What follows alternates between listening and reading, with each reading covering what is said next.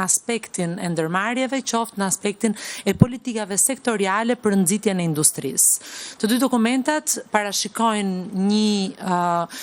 fokus në agendën digjitale dhe të gjelbër, një fokus në automatizimin, në digitalizimin e procedurave, pra në inovacionin në sektorin privat, i cili do të vijë mbështetur qoftë në nivel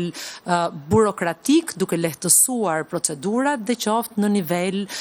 financiar duke ndërtuar instrumenta të cilët do të ndihmojnë sektorin privat për të arritur standardet dhe nivelet e Bashkimit Evropian. Nga ana tjetër, në mbledhjen e qeverisë ne diskutuam dhe miratuam projekt ligjin për shërbimet, për lirinë e vendosjes dhe ofrimit të shërbimeve në Republikën e Shqipërisë. Është një projekt ligj i rëndësishëm, i cili gjithashtu lidhet me procesin dhe detyrimet që ne kemi ndaj antarësimit në Bashkimin Evropian dhe konkretisht piketave përmbyllëse të klasterit 2 kapitullit 3 që lidhet me lirinë e shërbimit. Ministria e Ekonomisë dhe Inovacionit në fakt është përgjegjëse për 16 kapituj të procesit integrimit evropian dhe drejton 7 prej kapitujve të procesit. Ne jemi të angazhuar që vetëm gjatë vitit të 2026 të miratojmë rreth 20 ligje që lidhen me procesin e integrimit dhe janë të përqendruara në klasterin 2 që lidhet me tregun e brendshëm. Ligji që sapo miratuam është